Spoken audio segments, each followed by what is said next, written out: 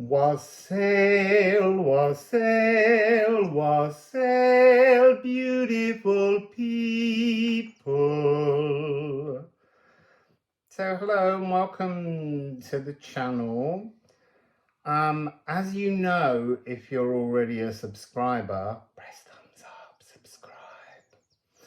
I only use the two decks that I've made with friends. So I'll be using the Liffruma Healing Oracle deck, which is a rune deck of 78 cards. Each card has a beautiful poem to help you to discover things about, I want to say like things that you don't, mirrors that you're not necessarily looking at.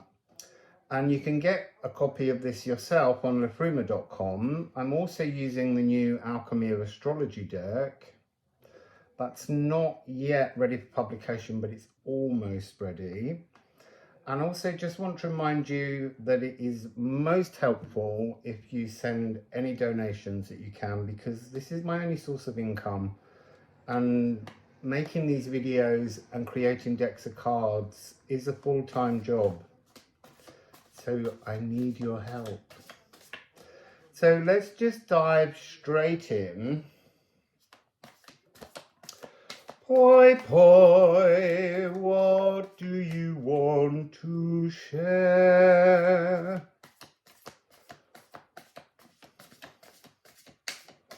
Oh, there's a lot of heat building up across third eye and eyes. So let's see. Oh, I just want to know what that one was that just popped up. Lunar eclipse. It would be nice to get a reading that's part of the columns for the 13 dark meditations that we've got coming for the eclipse tunnel, but we've got a while and I want them to just come out in their own time. So we've got 3 cards. The first one that fell, ooh, is the sun. The sun. Moon in Aries, Moon in Scorpio, 28-35. And then the last 2 that we have is Moon in Taurus and Cancer. Cancer was really big in the shamanic currency readings about a new landscape. So I'm drawn to the fact that here, maybe we are looking at one of the columns. Let's see what gives. We have the sun, and obviously the sun's important in both the lunar and solar eclipse periods. And then we have 3 moons, Aries, Scorpio, and Taurus. So we have cardinal fire, fixed water, fixed earth, and then we have cardinal water. ACE, there's an A minor chord at the beginning, so there's something here that maybe seems a little maudlin, like a little sadness, a little melancholy. And it's created by this massive whale-sized darkness that you're not looking at. And then we have the finest venue is you within the earth, materializing tangible needs. But it feels like this is about materializing tangible emotions. So we have the energy of the third eye. Oh, that would be why there's this heat across the third eye. There's so much of the note A here. Almost like the A is an anchoring note through this season. It's a very dominant note. Obviously the sun is E, solar plexus. There's an energy here of an ultimate goal, fixing on an ultimate goal, an ultimate solution, and then this need to meditate in the darkness to fix in this energy, to create a solution through emotional osmosis, allowing yourself to feel emotions that you're not usually willing to see. And so by doing this in the darkness, this is almost like, this is the opening moment, or at least in the first half, because it could be that these readings come out and then they have a new order, or it might be that you pick your own order. But this definitely feels like an eclipse tunnel energy. And sitting in darkness to meditate. And it's sitting in night time. Look, it could be you're someone who does 2 sleeps. You go to bed and you wake up and then you go back to sleep. And it could be in that moment between 2 sleeps in the night that you need to sit in the darkness with your eyes open, so as dark a place as you can find, and allow yourself to feel into emotions you wouldn't ordinarily wish to look at, because there are solutions in those emotions. They feel very ancient, and they also feel lost, these emotions, throughout ancestral heritage, because it's ancestral dwellings, but they're still there, but they're not easy to see. I'm going to give you an A to help you tune into your third eye.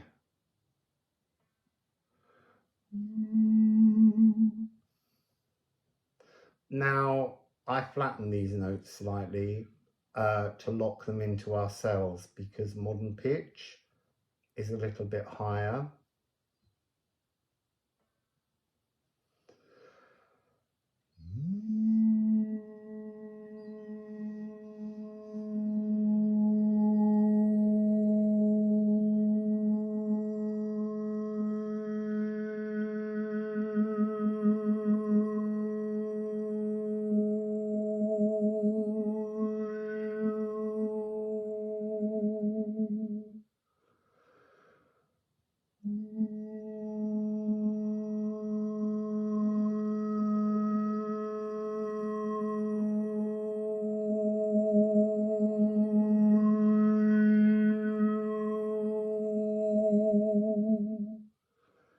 Now I feel like we need to shake the skull and the cells.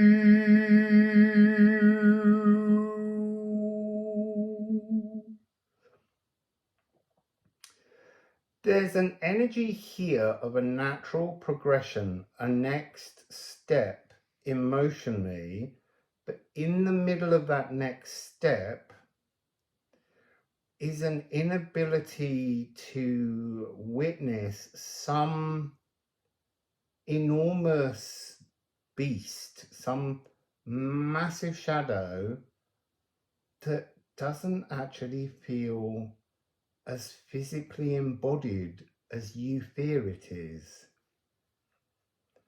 Because we have 28 and 29. And in between we have 35, which is an 8. And that is the energy of this year. It's also, this is the period, because it's got C#, spine, Pluto. And it's during Scorpio season that Pluto returns to Aquarius for 20 years. So there's something in that.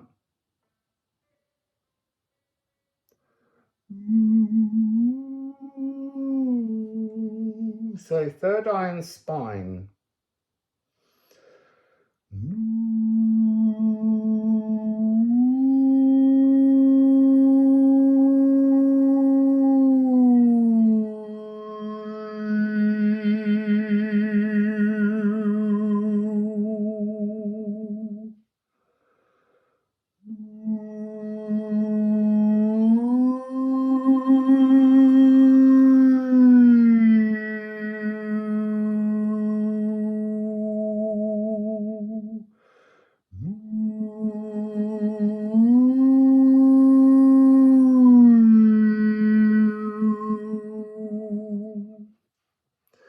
There's also a sense of an F sharp minor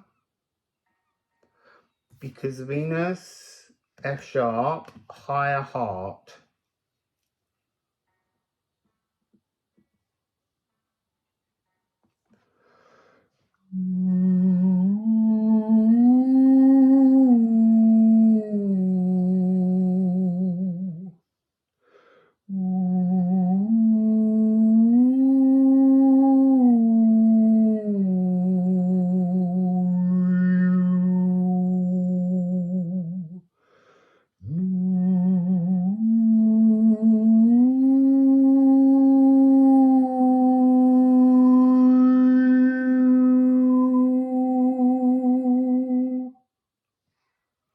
I think I'm going to skip E for the moment.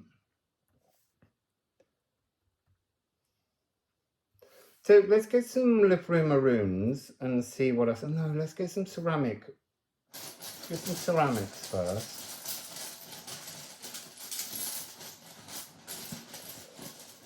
So if this is a dark meditation, what do we need to know? What do we need to understand? What are we looking for? Because there's this energy of feeding the nutrients within the darkness, not within the light. Sorry. Couldn't see that for the sun. Horse. Horse is about stepping off an ordinary path and beginning to walk a new journey. And then we have 55, et bursten. Breaking free from a shadow is the energy that I'm tuning into here. There's almost like a shadow whale. It's not your true grounded physical frequency. It's a distortion that has to now be, it's so wispy, it's almost like a dark smoke that could just be blown away if you would only perceive its presence. 46, was. And that's really talking about this rising, tangible, emotional satisfaction is what's coming through. To be satisfied. Sensually earthed emotions. Emotions that almost can't be resonated within your body until you sit in this darkness and allow yourself to feel into the beauty of the shadow, the opportunity that shadows offer us. And Wecken, which is the natural world. It's the energy of things all around us in the natural world. But there's something here about night vision. I need to sit back. It's too sunny. So yes, being witnessed by creatures of the night. It's a really interesting energy. And there's something about, with the horse and the darkness, about a fear of nightmares. But the fear that is created is by not being willing to witness fear, and that creates the nightmare. This is about getting off the nightmare cycle. This is about something coming in to transform, but it has to be done in darkness. It's about asserting your independence over fears. Oh, wrong deck. I want the Liffruma deck. So, Pink Alien, what will you add? So, the Great Attractor. It's almost like the Great Attractor, which is beyond the Milky Way and is slightly obscured, a little like this fearful, shadowy, nightmarish energy. You can't quite see it, but you know it's there. The Great Attractor is moving away, and it's almost like the nearness of that energy is to stir up the nutrients and the shadows. It's almost like the shadows had settled and become quite thick, and by stirring up, as it moves away, it's changing the creator gravitational aether and allowing the nutrients to feel less compressed so that they can come through the darkness, and you can begin to feel, what do I want to call it? Relief. That came up yesterday as well. Relief. Sighing with relief. So, Pink Alien.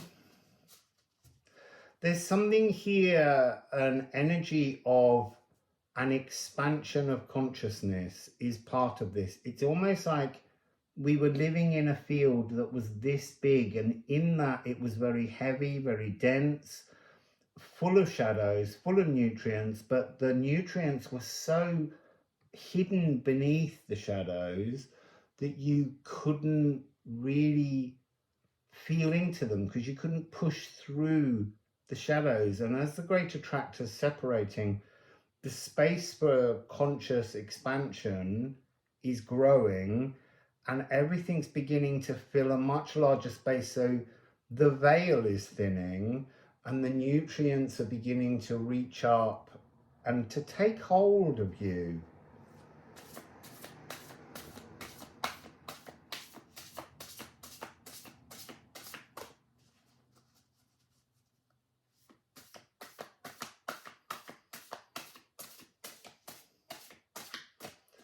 Dissolving to reabsorb family patterns.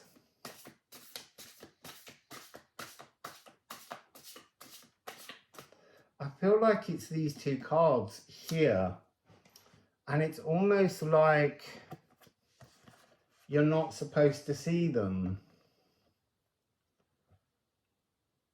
And they are Eclipse again. The chance to break free. The kind of squashed, compressed, narcissistic field is opening into a larger macro, the micro and the macro, the tension lifting, the arrow moving, transformational. It's a bit of a hackneyed word, but an annular. Annular is about punctuation, being stopped. So there's an energy here about breaking free from a stoppage. Obviously, there's a 5555 from Eclipse. The taut bowstring knows this faux obsessive pairing will eventually break free from its narcissist fist. It's how we pair ourselves in the compression, and we find it really difficult to move because there's so little room to move that becomes our whole world of discomfort, but comfortable discomfort. We become comfortable in the pressure of difficulty. And now the space is opening so that we can almost open space between ourselves, between our emotions, between our thoughts. There is this huge relief. So let's get some ceramics on that.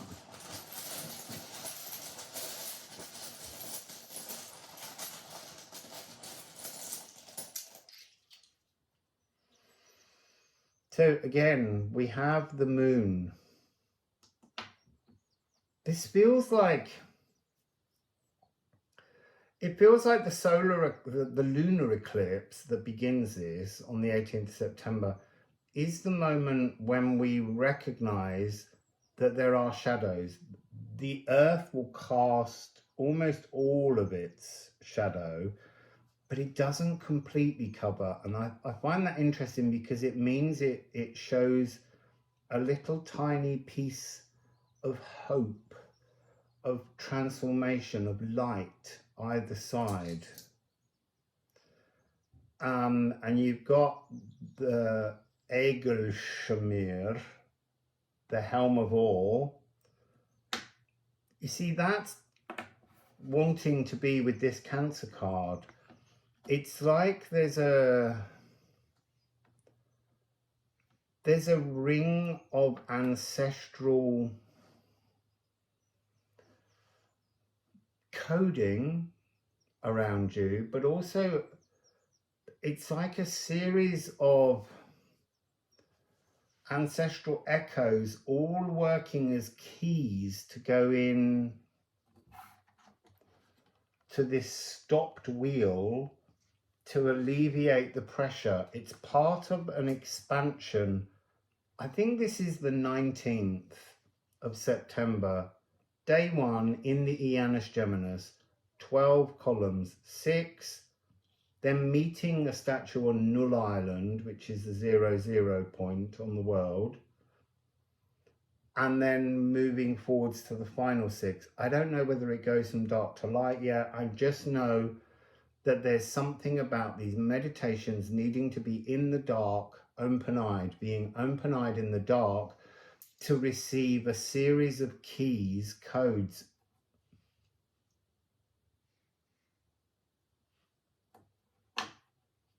I see I'm getting this thing of 2, 4, 8, like things doubling.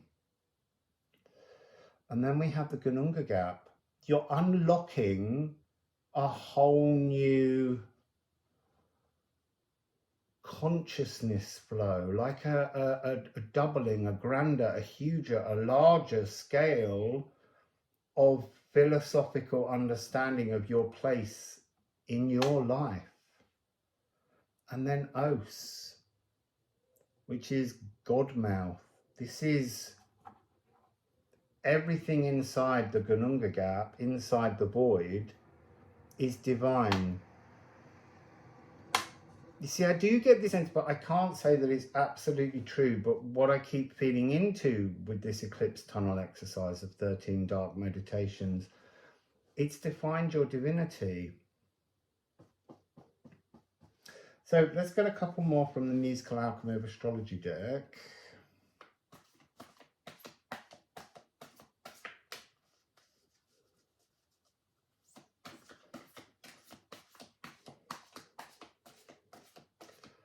You see, those felt, and they wanted almost to go inside. They really prodded at my body.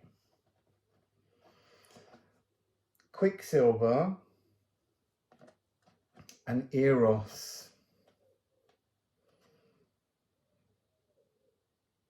So opening a channel in your heart, in your body, in your mind, to allow in the ultimate panacea, Eros.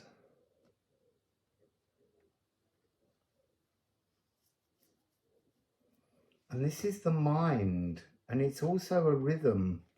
Changing rhythm from a really slow ticking waltz, 1, 2, 3, 1, 2, 3. And if you divide that into quavers, 1 and 2 and 3 and 1 and 2 and 3 and it's 3 beats.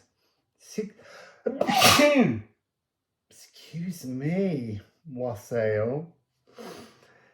Inside that 1 and 2 and 3 and are these 6 quavers, but now we're going to count them as 1, 2, 3, 2, 2, 3, 1, 2, 3, 2, 2, 3, 1, 2, 3, 2, 2, 3. So there's a sense of the beats coming into 2 beats of 3 quavers feel slower, but they take up the same space in time. And inside that, we've got the F sharp, which was here in Taurus.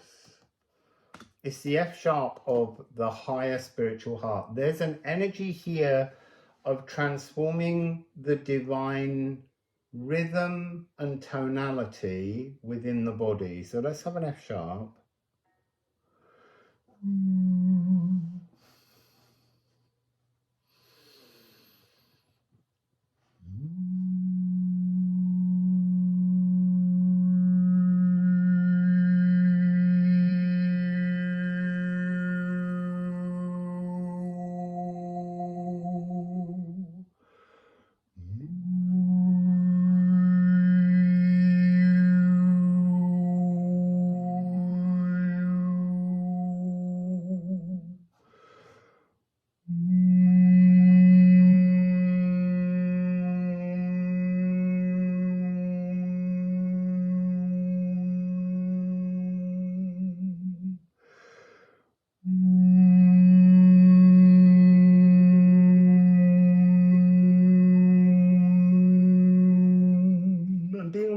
Really drawn to this energy of primordial passions, not ethereal passions.